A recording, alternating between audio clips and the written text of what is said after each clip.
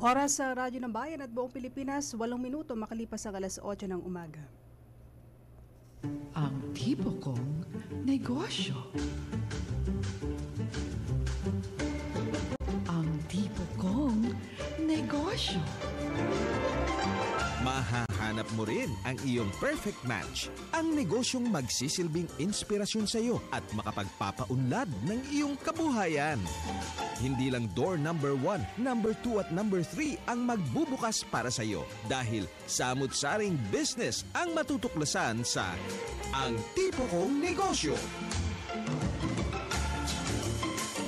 Kung saan ka pa naghahanap ng business opportunity, sa akin lang, may opportunity ka na. Pwede ba kitang abutin? Ikaw kasi ang pangarap ko. Sa'yo na yung SSS, GSIS, pati ng PhilHealth ko. Basta, akin lang ang pag-ibig mo Ang budget ko sa'yo ay limited. Limited edition. Ang tipo kong negosyo.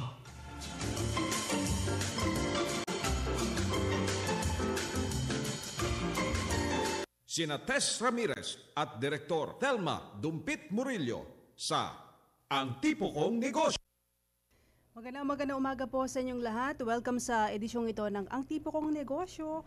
Friday na naman, April 26 na po, 2013. Ako si Tess Ramirez at syempre ang aking kasama sa programa ay si Director Thelma Dumpit Murillo. Ma'am Thelma, good morning. Good morning, partner, at good morning sa lahat ng ating mga suging taga-subaybay dito sa ating programa. Friday na naman po, samahan ninyo kami ng isang oras na balitaktakan at palitan ng impormasyon. Di ba, partner? Kamusta na ba? Eto, naiinitan pa rin, Ma'am Thelma. Pero makulimlim.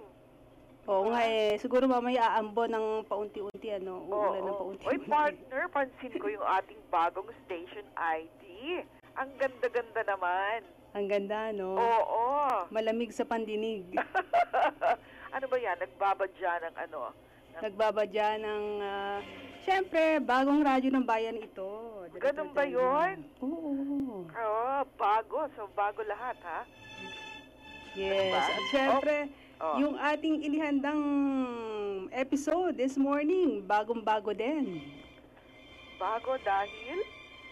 Dahil karugtong ng nakaraan, kaya may kaunting pag-upload. Tungkol pa rin sa summer, di ba? Summer pa rin ang pag-uusapan natin, mga summer outing. At syempre, isa sa mga paboritong puntahan ay dyan sa Sorsogon. Yes. Nakapunta ka na ba dyan, partner, dun sa Donsol? Hindi pa.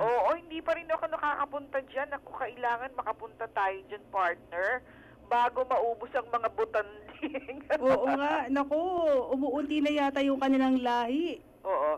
Tanungin natin kung anong pinaka-latest dyan sa butanding, dyan sa Donsol.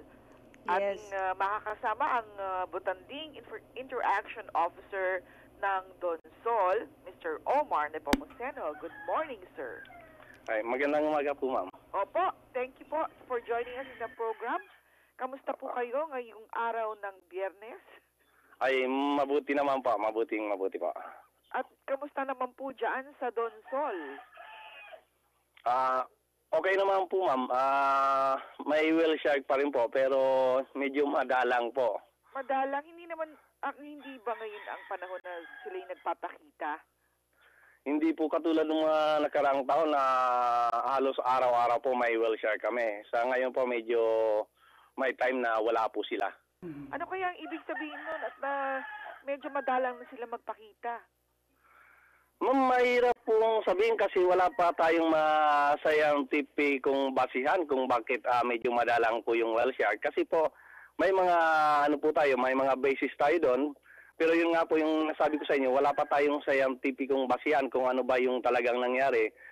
Dahil medyo madalang yung whale shark. Kung yung ba ay human impact or by nature po. Katulad po ng imagine summer na summer po dito pero madalas pa rin po yung ulan. Ay, ganun ba? Opo. So, yun yata yung tinatawag na climate change po. Opo, totoo yan. Partner, may tanong ka ba kay Omar? Oo, marami hong gustong makasilay siguro sa mga butanding. Kumusta ho ngayong month ng April? Konti lang po ba yung number na kanilang nakikita, yung mga butandings po yan? Kumusta po? Meron naman po, minsan mga 5 whale shark yung lumalabas sa amin. Pero pag lumabas naman po yung whale shark sa amin, halos mga 3 oras, 2 oras na nagsusurface po sila, hindi kagad lumulubog. Ang tagal. Ay. Opo. Ang balita ko, partner, ang tawag kila Mr. Omar ay Bioman. Yung po yung Bioman. B-I-O-Man. Talaga. Butanding Interaction Officer. Mm. Ano po bang katangian ang dapat meron ng isang Bioman? Para bang Superman? Ay hindi po, nag-undergo po kami ng training. Oo. Na ikinandak po ng WWF, World Wildlife Fund, and then DOT po, Department of Tourism, Oo. at ng LGU, yung local government po ng Donsol. I see. Gaano katagal po yung inyong training, sir? Nung mga nagkarang, yung una pa kami, mga 1 linggo, tapos pag season na naman po uli, bago mag-start yung season, nagre-refresh uli po kami ng mga training namin like yung mga water safety sa tubig at yung first aid po. I see. Ano naman At siyempre po yung kung paano mag-handle po ng mga bisita. I see. So hindi yung hindi yung mga nag-handle doon sa butanding. Hindi kayo yon. Kami rin po yun kasi kami po, yung trabaho po namin bilang BIO, pangalagaan po yung whale shark namin dahil kami po yung nakikisalamuha sa butanding. Oo. At pangalagaan din po yung mga turista. I see. Gaano kadalas po ba yung inyong butanding encounter po? Sa loob ng isang araw, ilang oras? Bali, sa ngayon po, dahil nangyayari po, dinadagsa po kami ng mga turista, yun nga po, bali mas tourism na po rito sa amin. Bali po, nagkakaroon po kami ng, ng tinatawag naming 30 boats at a time. So, 3 hours lang po yun. So, start ng 7 o'clock, 7, 8, 9, hanggang 10 o'clock. Tapos, papalit na naman po. Pagkatapos ng 10 o'clock, yung second batch naman po para ma-accommodate po namin lahat. Ayun. Syempre, meron kayong pangangalaga sa mga whale shark natin. Tinuturoan din po kayo noon. Ano rin po yung do's and don'ts kapag kaharap niyo po sila? Marami po kaming mga yung guidelines dito. Katulad po nung isang guidelines namin, yung bawal po hawakan at sakyan yung butanding. Oh! Bawal pala yun. Opo.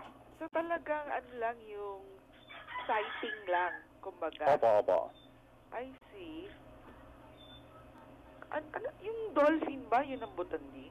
Sorry po. Ay, hindi po. Iba po yung dolphin, ma'am. Iba Iba. yun. Whale shark. Whale shark. Whale shark po ito, ma'am. Bali, pinag-aalong, hindi naman siya whale, hindi naman siya shark. Yung kaya parang natawag na whale shark dahil malaki po siya, kasing laki ng balyena at kaya shark dahil halos hawig po sa shark. Sa pating. So anong kaibahan nun sa dolphin? Ma'am, yung whale shark po, isda po siya. Siya yung pinakamalaking isda. Oo. Unlike naman po dun sa dolphins, mga po sila, mammals po sila. So yun yung kaibahan. Opo. Ang May mga buto butanding- sila. Yung ang butanding whale ay shark po, isda. walang buto. Oo, ang butanding ho ay isda. Isda po. Siya ang pinakamalaking isda sa buong mundo. Pinakamalaking isda. Ang Opo. Dolphin ay mammal, parang Mammals whale. po siya, ma'am. Oo, whale. Opo. Okay. Mr. Omar, ngayon po, ang Donsol, kilalang-kilala yan sa buong mundo, di ba? Bilang Opo, whale nasa shark mapa capital na of nga the po world. kami. Opo, ano po yung feeling na kayo po ay parte? Dahil isa kayong instrumento kung paano nakilala ang Donsol dyan sa Taguri na yan. Ay, very proud po ako, ma'am. Super masaya ako dahil naging BIO po ako. Tapos, yun nga po, malaking biyaya ang naidulot po sa amin. Hindi lang po sa akin, halos marami pong pamilya ang nabiyayaan ng butanding dito sa Donsol. So super ganda rin pala nung inyong kita. Opo. Ba, naku, sana magpatuloy yan, tsaka yung kumikita, sana naman ilagay sa ibang negosyo para kahit off-season, meron pinagkakakitaan, ano po ba? Opo. Aha. Yun nga po, save for rainy days dahil season lang po yung butanding namin Oo. dito. Nag-start lang po kami ng December hanggang May. So pagkatapos noon, pag wala kang ipon, siyempre, gutom ka. Oo. Oo nga. Bukod po sa pagiging bioman, meron pa ba kayo ibang sideline? Ma'am, bali sa ngayon po, ano po ako, empleyado po ako ng Bantay Kalikasan under ng AB7 Foundation, yung kay Ma'am Gina Lopez po. Ayun. Talagang makakalikasan kayo, ha? Oo. So, meron din ho ba kayong sarili ninyong mga gamit na pinapaupa, katulad yung mga snorkeling equipment, yung mga... Opo, bali ganito po yun ma'am kasi alos lahat naman po kami, yung mga ibang mga guide, may mga, yung mga BIO, may mga ano kami, yan po yung sideline namin. So ginawa ko po nun ma'am, kasi mahirap yung ano, kanya-kanya kami, kailangan equal sharing kami. Kaya yung may mga gamit, ang ginawa ko sa kanila, nag-ano ko na kailangan korporasyon kami. Ayun. Kasi mahirap yung may gamit ako, tapos may gamit yung iba, yung mga bantay namin nagkakagulo. Aha. Kanya-kanyang hatak ng bisita. Sa ngayon po, hindi na po nangyari yun dahil yun nga po, isinadjust ko yung korporasyon. Oo. So, equal sharing po kami. That's good. Naku, ang galing naman ni Mr. Omar, partner. Nasolusyonan yun. Oo. So, ilan ho ngayon ang umaasa sa dito sa trabahong ito? Marami po ma'am, katulad ng may kanya-kanya kasi kaming association. Katulad naming BIO, 42 po kami, 42 members. Oo. So, ibig sabihin nun, 42 pamilya Opo. yung umaasa sa butanding. Tapos yung bangka naman po, 60. Yung tawag sa kanila ay Boat Operator Association. So, 60 po sila. Oo. So, umaasa po sila sa butanding. So, 60 plus 42, 102 families. Opo. Siyempre, yung mga nagpaparenta, yung korporasyon nga po, yung mga, yung mga pinapabantay doon, ilang pamilya yon, marami yon, mga mahigit 10 pamilya. I see. Pero itong mga sinasabi po ninyo, Mr. Omar, ito yung out of your own private initiative. Ano po naman ang tulong ng pamahalaan sa inyo? Yung tulong po ng pamahalaan, bali, okay naman po yung sa pamahalaan po dahil well-organized po kami. Bali, lahat ng mag-ano ng Whale Shark Interaction Tour, dadaan po sa tourism office namin. Ayun. Na kahit ako po ay may kamag-anak na gusto mag-whale shark, kailangan po na idadaan ko po yun, ipapaalam ko sa tourism office. Kung hindi po, huliin po kami. At kailangan din gagamitin ko yung empleyado na bangka, Ayun. yung member ng Boat Association. Yung accredited, kumbaga. Opo. Oo, para din yun sa kaligtasan, po, nung ating Opo, mga opo. turista. Yun po ang iniingatan namin na mapasok kami ng iba na hindi nila alam kung paano yung tamang proseso ng pag-whale shark interaction tour. Kasi po, pag na-aksidente, siyempre, puputok yun, malathala yun sa mga pahayagan at maano yun sa television. Mahirap po yun, babagsak po yung tourism industry ng Dunsol. That's right. Okay. So, sana magpakita pa na mas madalas hanggang Mayo lang pala itong mga butanding, Opo. Oo. So, thank you, Mr. Omar, sa oras ninyo. Ay, last question. Alam po ninyo, Opo. nagkaroon ng sighting ng butanding dito sa parte ng La Union. Opo. Paano po nakaabot na doon ng butanding? Ma'am, hanggang sa ngayon po, yung pag-aaral ng whale shark po ay hindi pa tapos. Oo. So, ang kasi dyan, yung whale shark po naman talaga ay nag-iikot talaga sila. Hindi lang po alos lahat po sa buong Pilipinas po, dumadaan po sila. Ganun ba? At Opo. saka pag sila ay nagbabaybay o naglalak when they swim, ano ba sila, in groups? Ma'am, kadalasan po sa kanila, mga loner po sila. Nag-group lang sila. Depende po pag maraming pagkain. Yung tinatawag namin doon, friendship feeding. Marami po yun, halos mga 50 ang butanding, yung nasa surface po, nag-aagawan po sa pagkain. Anong kinakain nila? Maliliit na isda rin? Ma'am, kadalasan po na kinakain nila yung mga planktons, yung mga microscopic organism. Okay. Tapos, pag sa mga isda naman po, yung maliliit na isda, katulad po ng mga anchovy, yung mga dilis po, at yung mga small sardines. Oo. Meron ding mga ilang whale shark, Ma'am Telma, na namamatay, di ba? At palaisipan dun sa ilan kung ba't namamatay sila, kaya pinag-aaralan din ng mga scientists yung dahilan. Baka siguro sa klima nga talaga, no, Mang Omar? Opo.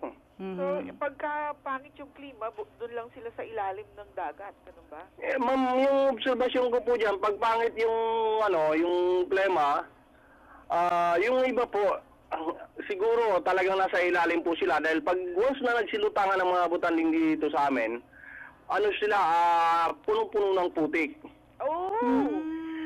Yung buong katawan nila may mga putik po. So, yun nga po sinabi ko sa inyo, wala pang pag-aaral sa mga ganyan kung saan sila napupunta. Pero sa experience ko po, kasi 14 years ko na pong ginagawa ito, yan laging obserbasyon ko.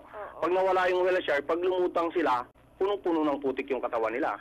So, ibig sabihin, nasa ilalim lang po sila. Oo. Siguraduhin ninyo, putik yun at hindi oil slick sa mga... Hindi po, ma'am. Putik po kasi yung, yung ilalim ng dagat namin po ay putik po dahil gawa po ng marami kaming ilog. So, yung mga putik sa ilog namin nilalabas papunta sa dagat. I see. Okay, Ayan. thank you very much, Mr. Omar. At sana makabisita kami sa inyo dyan. Apa, aasahan ko po yan, ma'am. Maraming salamat din po. Okay, thank you. Okay, thank you po. Ayan, mga kaibigan, si Mang Omar, ang ating bioman. Ayan, siya ay isang butanding interaction officer ng Donsol, Sorsogon. Meron na tayong 24 na minuto makalipas ang alas 8. Magbabalik po kami. Sandali lamang po. Alam mo bang ang Pilipinas ang isa sa mga pangunahing nag-e-export ng mga prutas gaya ng mangga, pinya, saging at papaya? Alam mo rin bang ang ating bansa ang isa sa mga pangunahing exporter ng isda at iba pang lamang dagat sa buong mundo? Alamin ang iba pang potensyal ng Pilipinas at ng mga negosyong nakafocus sa pagkain sa pamamagitan ng mga seminar sa International Food Exhibition Philippines 2013 ngayong darating na ika-16 ng Mayo hanggang ika-19 ng Mayo sa SMX Convention Center, SM Mall of Asia Grounds. Ang entrance fee ay nagkakahalaga ng 100 piso. Ang mga empleyado ng gobyerno ay libreng makapapasok. May mga diskwento namang ibibigay sa mga estudyante. Para sa iba pang impormasyon, maaaring bisitahin ang website ng International Food Exhibition Philippines sa www.ifexphilippines.com. Ang International Food Exhibition Philippines 2013 ay hatid sa inyo ng Center for International Trade Expositions and Missions, ang export marketing arm ng Department of Trade and Industry at ng Department of Agriculture Agribusiness Management Assistance Service. News and current affairs. Top stories of the day. Business, sports, music, and entertainment. 738. 738. Sa Mega Manila. Mas pinaganda, mas pinalawak, mas pinalakas. Ang bagong radyo ng bayan. Sina Direktor Thelma Dumpit Morillo at Tess Ramirez sa Ang Tipo Kong Negosyo. Bet ko yan.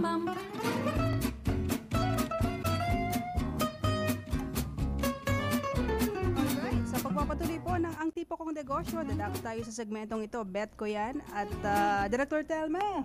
Yes. Ayan, nandiyan pa rin si Director Thelma, mga kaibigan.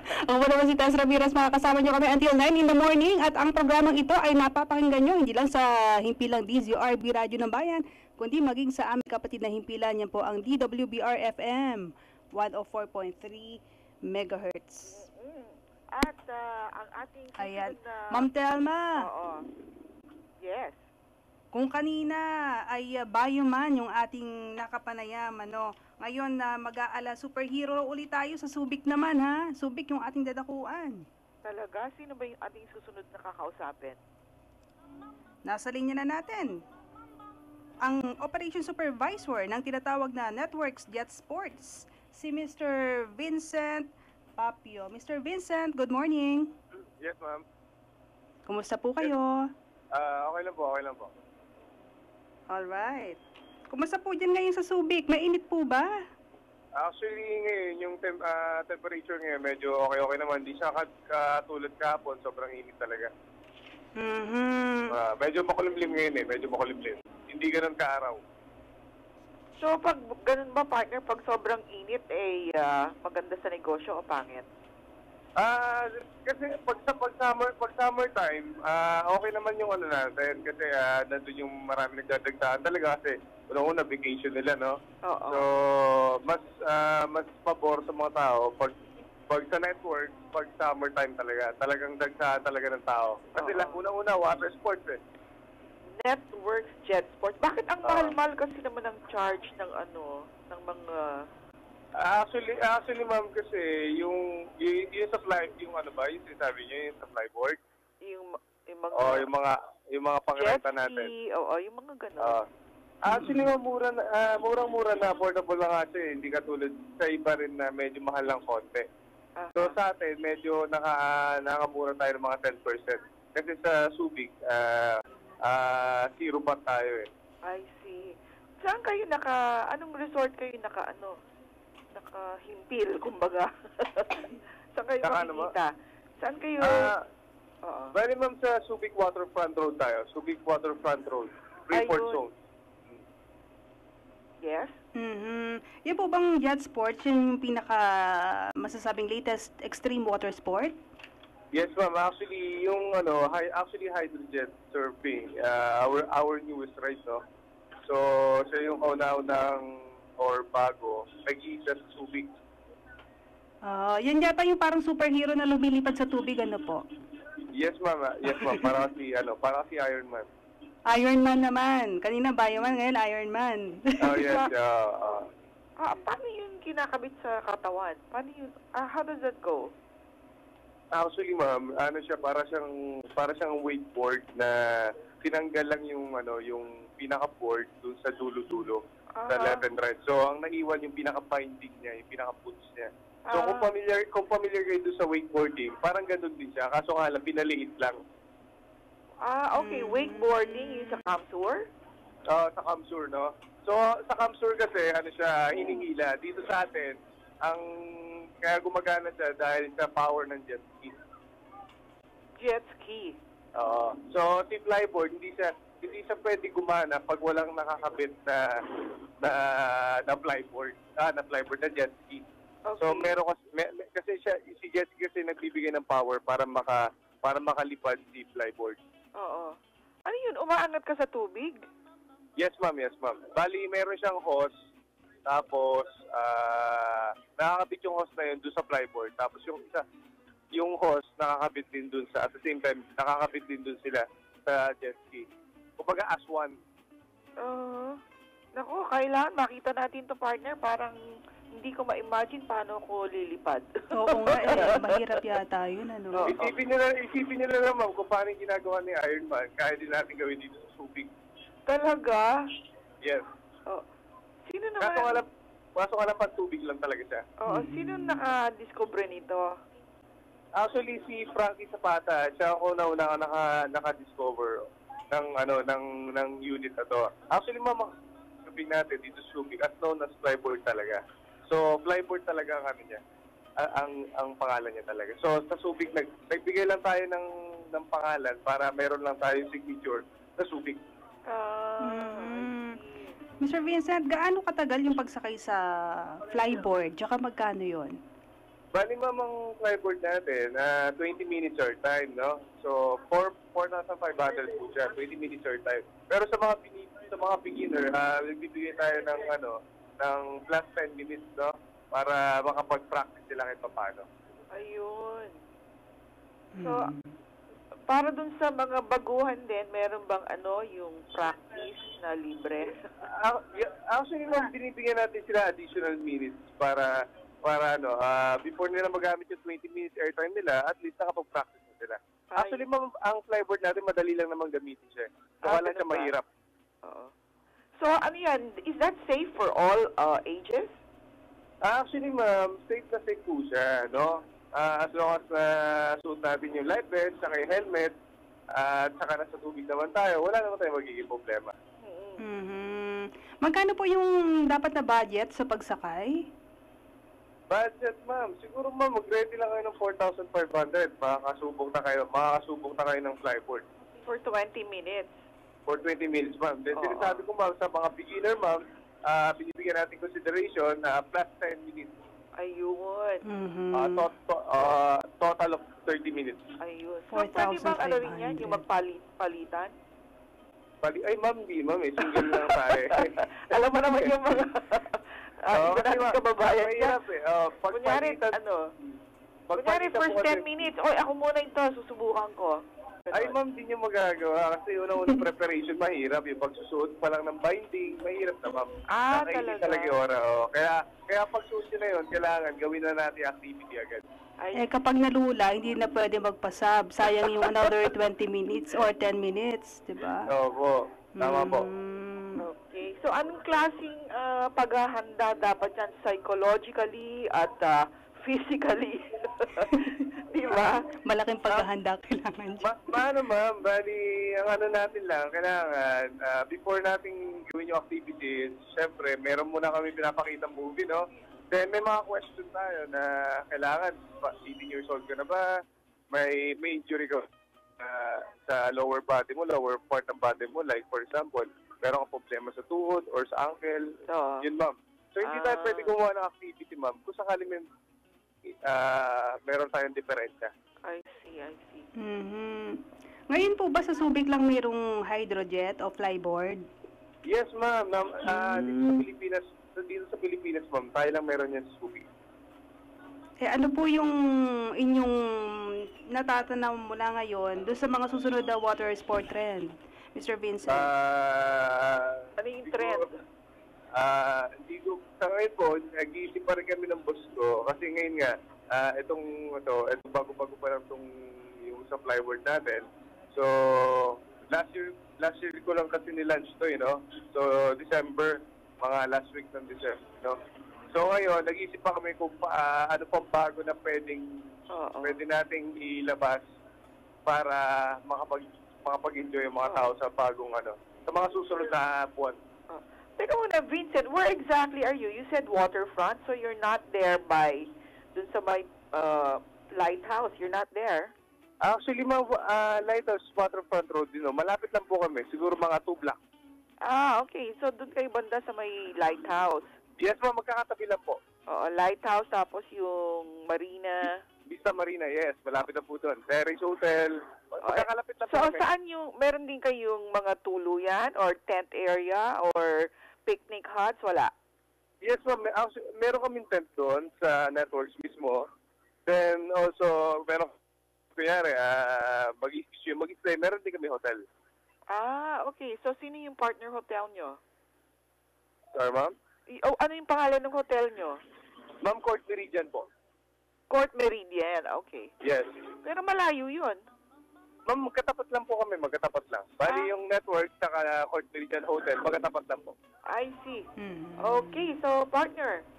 Okay, papasalamat po kami, Mr. Vincent Papio, for your time dito po sa Radyo ng Bayan at sa Ang Tipo Kong Negosyo. Thank you so much po, ha? At good luck po. Okay, salamat, ma'am. Salamat po. Salamat po. Alright.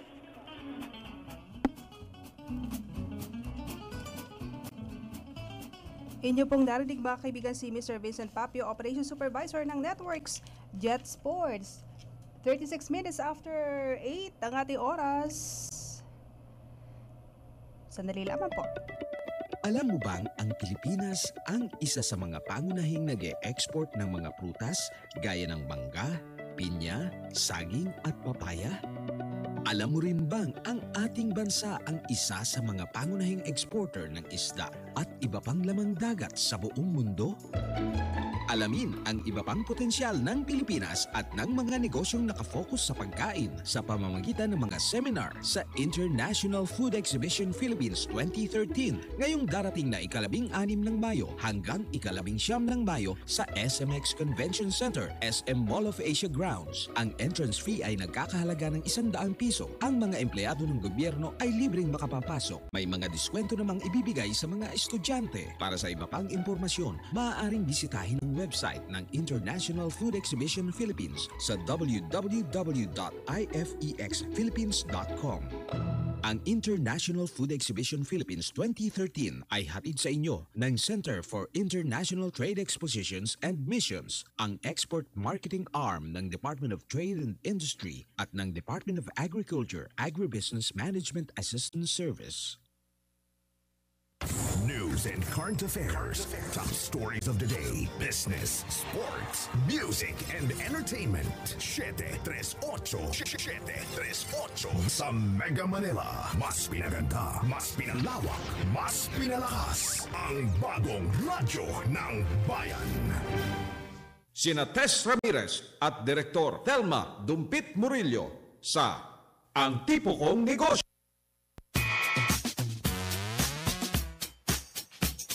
Para-paraan lang.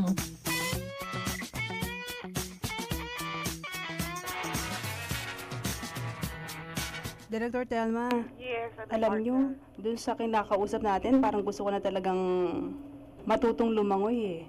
Ba't hindi ka marunong lumangoy? Kahit na anong pag-aaral ko, ayaw akong lumutang sa tubig. Ha? Talaga? Lumutang sa Bakit tubig. maliit ka? Hindi ka nag-aaral mag-swimming? Nag-try ako pero sumusuko sa akin eh. Ano yung may phobia ka ba? Wala naman, wala. May bad experience ka ba? Wala rin. Wala rin. Oo. Eh kayo, Ma'am Telma, talagang marunong kayo lumangoy talaga. Marunong ako lumangoy pero hindi ako marunong sumagip. Kung may malulunod, sarili ko lang kaya kong sagipin.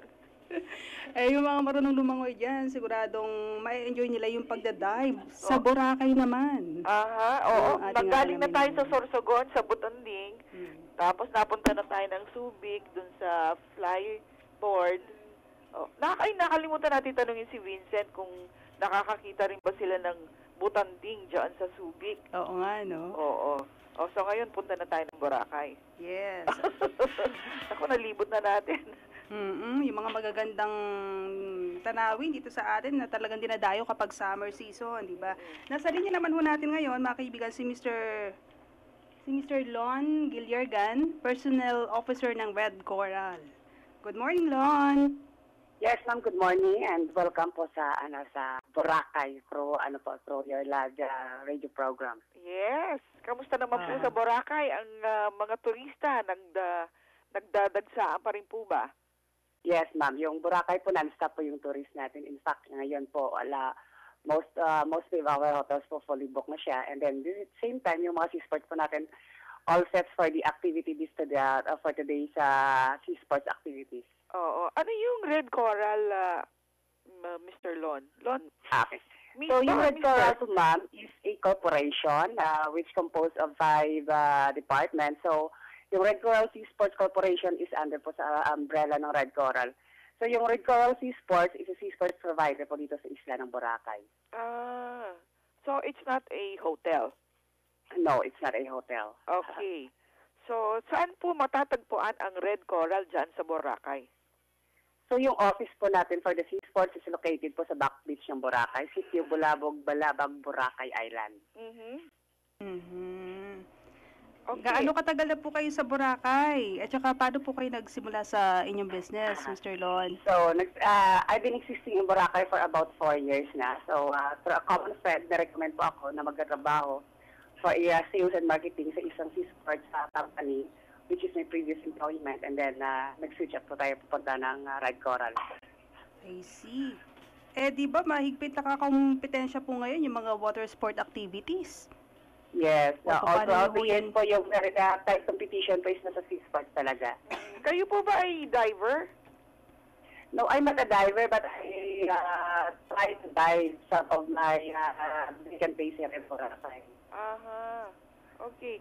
At ano po ba ang kailangan na equipment at certification bago kayo makapag-dive? Okay, we're talking about for the scuba diving, ma'am, or helmet diving? For both. Okay, for diving, ma'am. Helmet diving. Ma'am. Ito, helmet lang ang ginagamit, ano? Tapos wala nang ibang mga gear? Okay, for the helmet diving, yung helmet cap po natin, which is made of fiberglass. It weighs 25 to 27 kilos above sea level. But nagiging weightless pa siya pagdating ng underwater. It become 2 to 2.5 kilos na lang po siya. Talaga? So yung helmet cap po dati, nakakonect pa siya sa compressor. And then yung compressor yung supply sa atin ng hangin underwater. And yung pag-breathe po natin sa ilalim niya, same as yung sa above sea level. Nako, partner, naiintindihan mo si Choppy. Oo. Choppy siya. Oo. Mr. Lon, konting pihit lang po. Ayan, para malinaw kayong makarating sa amin. Oo. Okay. Okay, Ayan. so itong helmet diving, ito ba ay bago?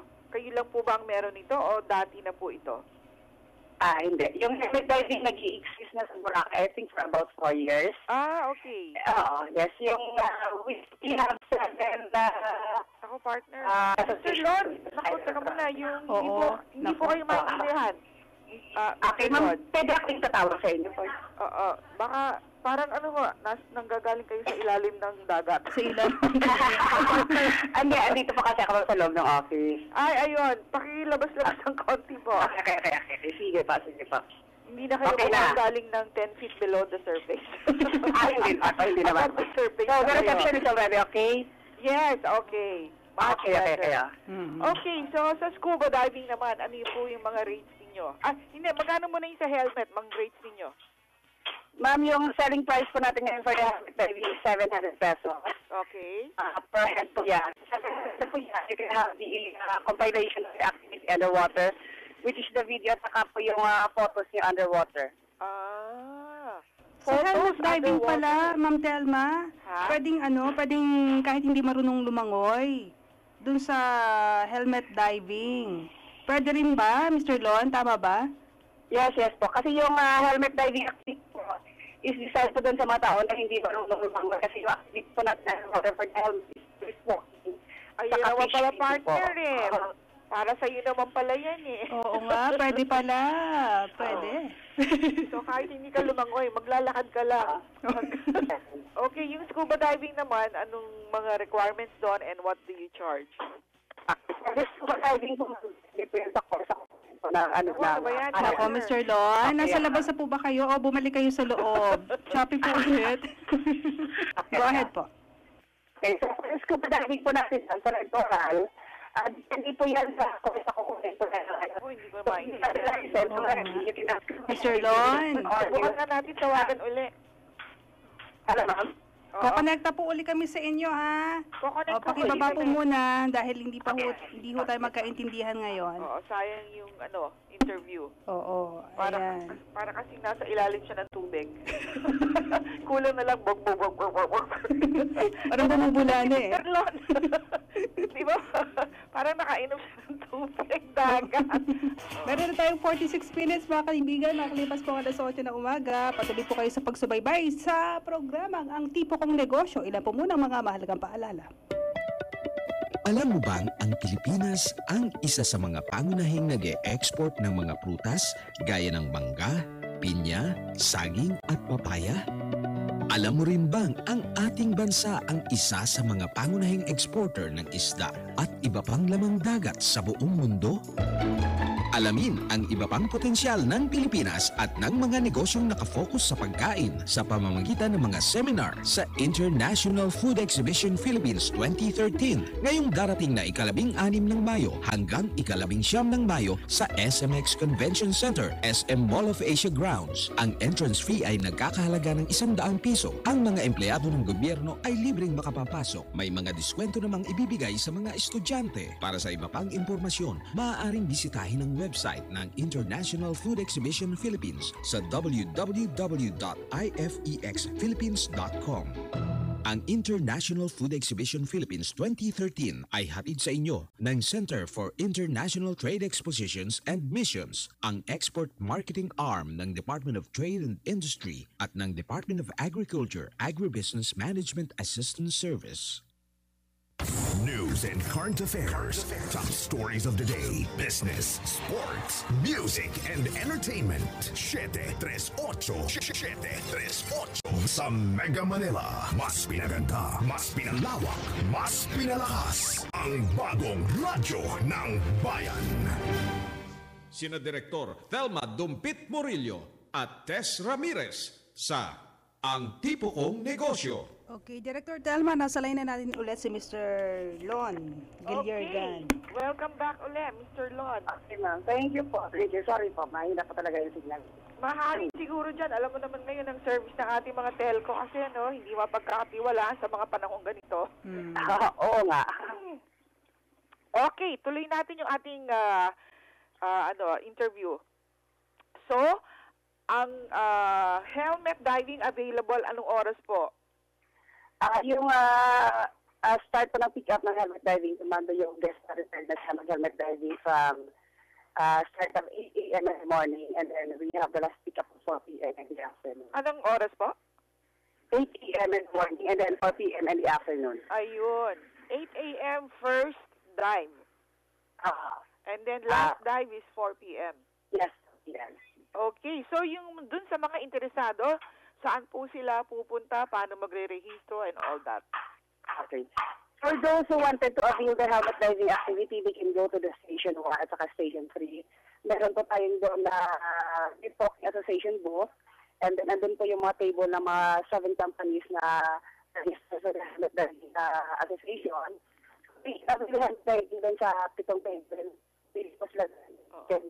Right, yung station sa station booth po natin in order to avail the helmet diving activity. Okay. Ako yung last question ko, partner, ikaw baka may question ka ba kay Lon? Ilan yung, last question ko kay Lon, ilan ho ang inyong na-empleyo at ilang pamilya? Come again po, ma'am? Ilan pong mga tao ang inyong nabibigyan ng trabaho dahil po sa inyong negosyo? Okay, so as of the ma'am, we have 61 people na nagtatrabaho po sa McDonald's Eastwood Corporation. Oo. Isa lang? Yeah, 61 po, and they are all Filipino. Okay. So 61, sabi niyo 61? Ang nakikinabang. So ibig sabihin niyan yung nabibigyan ninyo ng trabaho, tapos yung mga related pa na industriya, katulad No. Yung for the Seasports alone po yung 61 people po. So yung other sa arm of the Director of Operation, dami po namin kasi we're about 2,000 people sa lahat. Mr. Lon, meron din naman yata kayong lessons para dun sa mga hindi pa marunong mag-dive. Mag-dive po, we have instructions, and then we have the test shallow before we go for the actual dive po. Oo. At so far, wala rin namang nadidisgrasya pa dun sa mga water activities din sa Bora. Pero then, kaso lang minimal, nabibigyan din natin agad ng mga first aid. And then, pag hindi na kaya na first aid, we will send it to the clinic o dito sa hospital po. Ayun, okay. Director Telma? Oo, wala na akong tanong. Okay na. Okay na. Maraming salamat, Mr. Lon, ha? Okay, thank you din. It's a pleasure to be part of the program today. Lon Gilliargan, ang personal officer ng Red Coral sa Boracay po yan. Meron na lamang tayong 9 na minuto o 8 minuto bago mag-alas 9 ng umaga. Magandang araw po sa inyo lahat. Ako po si Jericho Rodriguez ng Trinity University of Asia na nag-aanyayang laging makinig sa Radyo ng Bayan ng Philippine Broadcasting Service. Hatid sa inyo ng himpilang ito ang mga programang may makabulang impormasyon at balanseng pagtalakay sa mga isyu ng bayan. Halina't makinig sa Radyo ng Bayan ng Philippine Broadcasting Service dahil dito, konektado ka. Sina Tess Ramirez at Direktor Telma Dumpit Murillo sa Ang Tipo Kong Negosyo.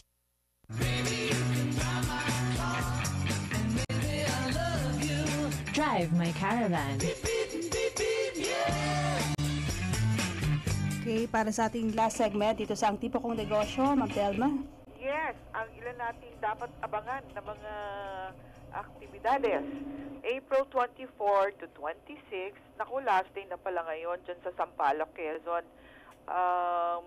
Sa DTI 4A, Initiative to Promote the Buri Industry of Sampaloc. Alam mo yung buri, partner? Ginagamit nila panggawa ng mga sombrero. Buri! Oo, Yes! diba? Oo, alam ko yun. Yan. So, meron tayo ngayong tinatawag na Third Bulihan Festival dyan sa Sampaloc, Quezon.